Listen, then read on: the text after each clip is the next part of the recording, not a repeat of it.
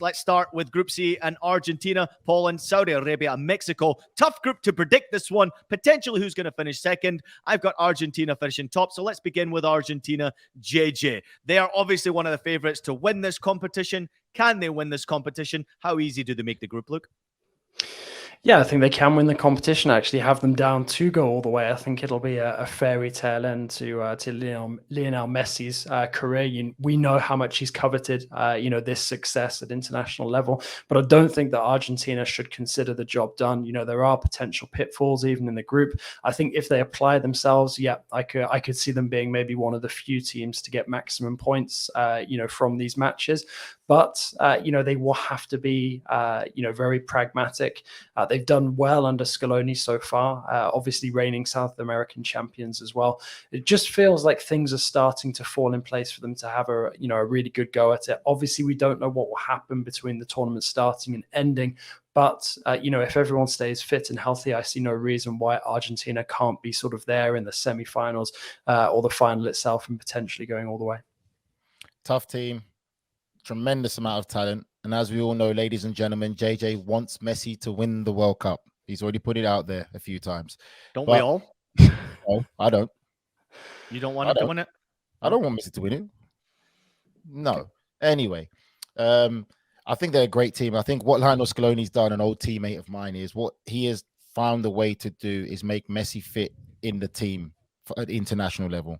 And there isn't that heavy burden put on Lionel Messi that he has to be the one to win it for Argentina. They're really working in a great team format, and it's working fantastically well. We're not going to see the old Lionel Messi of picking up the ball and having to beat 3 or 4 players and score a goal. He really has become a facilitator, and Lionel Scaloni's done it well. And they're a great team. And I think they're working in that, and that's what makes them very dangerous now. It's not just all on Messi's shoulders, and that's why I think they've got a real great chance.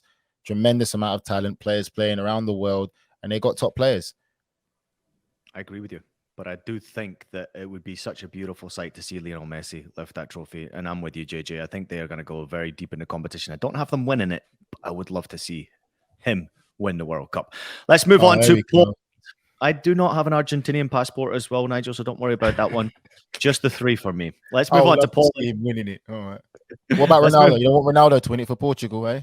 Shut up, Nigel reo-coker, so we can move on to Poland. All right, Poland have obviously got a very, very good squad. They are obviously a nation that not many people are speaking about and doing damage in this competition. I have them getting out of the group here, Nigel. Poland, obviously, they have Lewandowski. I get it, but they're also got some really talented players in midfield, defense, and offense where they can cause a problem. They also have players who are on the bench trying to get into the starting 11.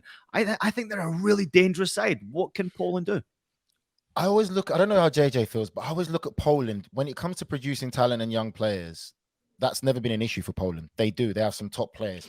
But overall, when they come together as a team, I always look at Poland as that team that's always trying to get in that top 4, like always making the edge European tournament or something along that. And that's how I see Poland again.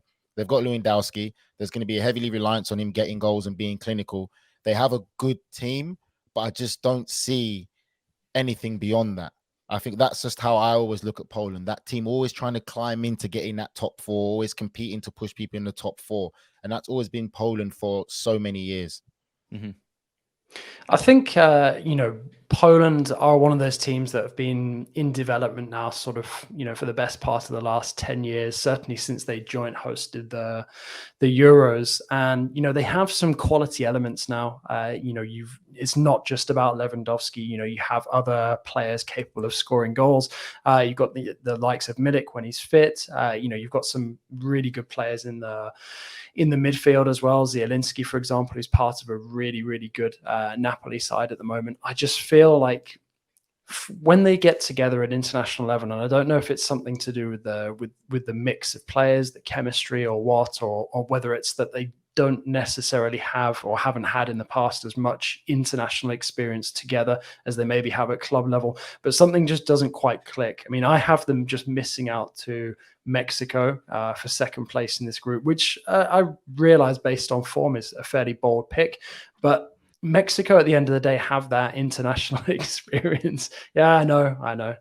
But, maybe Poland will make me look stupid, but I think so much of what happens for Poland at this World Cup still depends on Lewandowski scoring the goals. They're still, not, completely impregnable at the back. And some of the key elements of this side are getting on now and not necessarily the players that they once were. I mean, look at the likes of Glick, Krychowiak, Grzycki, all sort of, mid-30s now, certainly nowhere near the same level of performance as Lewandowski. Yeah, you're forgetting that famous Chicago Fire midfielder as well, Frankowski, who's doing so well for Lens in France. JJ, I brought his name up there. I will turn my attention to Mexico. You guys don't want this show to go on for another hour, do you? I just didn't want to be associated with anything to do with Mexico getting out of this group. That's why I hid my head. Let's turn our attention to Mexico right now. Obviously, being a former U.S. national team player, I absolutely hated playing against Mexico, and I hope that they always fail. And I know there's a lot of Mexican fans out there who tune into our show. I love you personally, but I just don't like the Mexican national team. So I'm okay saying that. Bring it to me. Nigel Reo-Coker, you heard it from JJ right there. He thinks that Mexico will get through the group. S27 says Mexico will not get through the group this time. What do you have, Nigel Reo-Coker? Listen, I love Mexico. I've always loved the Mexican national team because there's always great high expectations. But right now, what I've seen recently in performances, and even against the US national side, they've lost 2 times now against them. Mexico right now, if they're honest with themselves, they're in that redevelopment phase. They're in that phase of redeveloping and getting the new generation of players through. I have no expectations for Mexico to make it out of this group. I'm really disappointed in what I've seen so far, and I can't see Mexico getting out of this group. I really feel that Argentina and Poland are stronger. That's all I have to say on Mexico. JJ, why do you think that they will get out of this group? What is it about this Mexico side? Obviously, I've watched them all the way through CONCACAF qualifying and studied them intensely. They have a great squad. They have one of the most controversial coaches in Tata Martino as well. That doesn't help the situation. But to me, what I'm seeing from this Mexico is that even though on paper they are talented and they play at good clubs, to me, this is one of the weakest Mexican national sides I've ever seen go to a World Cup. Maybe they surprise us, but I'm not fancying them this year. You just said great squad. I don't think they've got a great squad.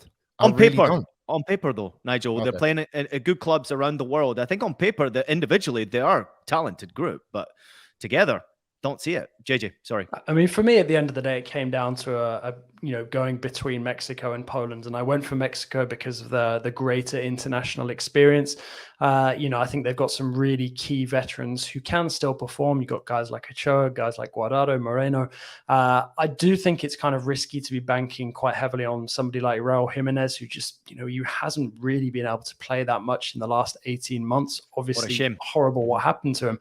And fingers crossed he can get back to his best one day. It does feel like there's a lot riding on it.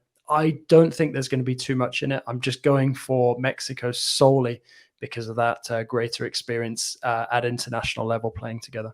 I will say this, though, when it comes to the big competitions, JJ, they always seem to step up and find a way, Mexico, to get out of groups and cause some problems. And I always see them being a nation that you don't want to play when it comes to a World Cup. That's for sure, because they do seem to come together as a nation.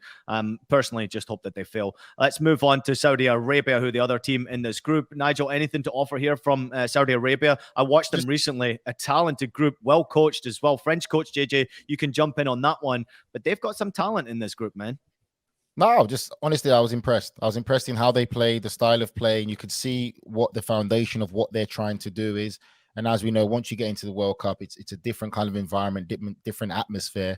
And I was impressed, but I just still feel that they're still in that development stage. The quality and the experience that they're coming up against is way more than beyond anything that they can really handle or be capable of springing like a major upset. But there's a great foundation of their playing from the back, playing through the midfield, a little bit of talent there, but I think it's just going to be a bit too far from them in this tournament. Maybe in future tournaments you'll have to take them a lot more seriously.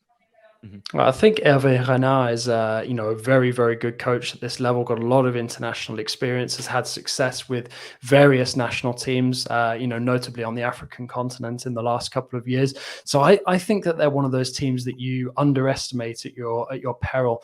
I wouldn't say they've got too many real, solid veterans in terms of sort of being in their mid-30s, guys who are pushing on 200 kind of caps, but they've got guys who are sort of in the prime of their career, like their prime years, and I think given the improved performances in international tournaments in the last couple of years, I think they could make a fist out of potentially getting into, I don't know, third maybe in this group, finishing above a Mexico or a Poland. But I without seeing them on the pitch and how they're going to perform in one of their opening matches, I can't, sort of see better for them than third at this moment.